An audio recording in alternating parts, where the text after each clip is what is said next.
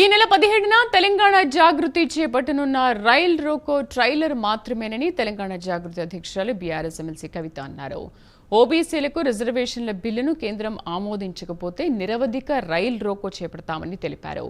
BJP Congress నేతలను కలిసి BC రిజర్వేషన్ల బిల్లు ఆమోదించాలంటూ అభ్యర్థించే సమయం అయిపోయిందని, ఇక కొట్లాడే సమయం వచ్చిందంటున్న ఎమ్మెల్సీ కవితతో మా national bureau chief Kala face to face. Telangana Jagruthi MLC Kavitha గారు ఇక్కడ ఉన్నారు.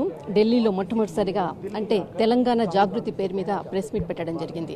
అందులో చాలా క్లియర్గా బీసీకి సంబంధించినటువంటిది రైలు రాస్తారోకో నిర్వహిస్తున్నామన్నటువంటిది ఒక మెసేజ్ మొత్తం టోటల్ నేషనల్ వైజ్గా మెసేజ్ ఇవ్వడం జరిగింది.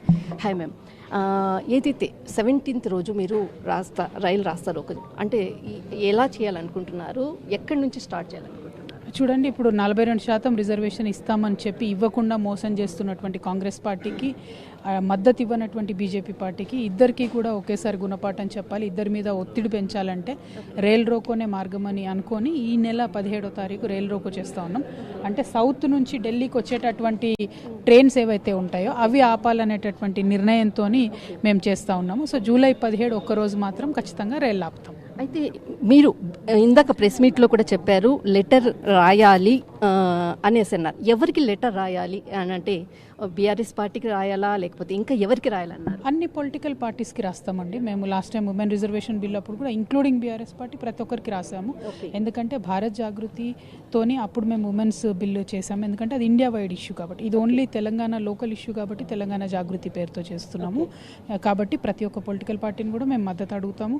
అన్ని పార్టీస్ ఇచ్చేటటువంటి మద్దతుతోనే ఇటువంటి జటిలమైనటువంటి ప్రజల సమస్యలు పరిష్కారం అవుతాయని నమ్ముతున్నాం. కానీ ఇక్కడ మీరు ప్రెస్ మీట్ పెట్టడంతో ఒకవైపు అనిపిస్తుంది టోటల్గా ఒక బలాన్ని నిరూపించుకోవడం కొరకు మాత్రమే కవిత గారు ఇక్కడ ప్రెస్ మీట్ పెట్టారు అని అంటున్నారు. దీని గురించి మీరేమంటారు?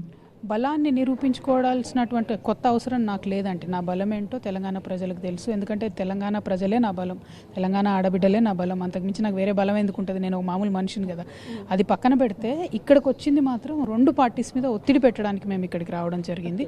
కాంగ్రెస్ అయినా బీజేపీ అయినా ఇద్దరు కూడా తెలంగాణ బీసీలను మోసం చేస్తున్నారు. ఒకరేమో ఎలక్షన్లో వాగ్దానం చేశారు, ఇంకోరేమో నేనే బీసీని నేనే ప్రధానమంత్రిని అంటారు, లేకపోతే ఎన్నికలు వచ్చే టైంకి బీసీ ముఖ్యమంత్రి అంటారు. కానీ ఇప్పుడు మాత్రం నిలబడతలేరు కాబట్టి దానికోసమే రావడం జరిగింది. మొత్తం మీద మాత్రము ఏదైతే 17th చేసేటటువంటి ఇతర పార్టీలతో కలిసి అందరికీ కూడా లెటర్స్ రాస్తామని అంటున్నారు. అయితే ముఖ్యంగా దీనికి సంబంధించినటువంటిది అంటే బీఆర్ఎస్ అన్నటువంటిది ఏదైతే చెప్పినటువంటి సందర్భము అయితే దాని మీద ఎటువంటి కామెంట్ చేయనంటూ కూడా చెప్పడం జరిగింది. దిస్ ఇస్ కళా కెమెరామెన్ ధర్మతో ఢిల్లీ.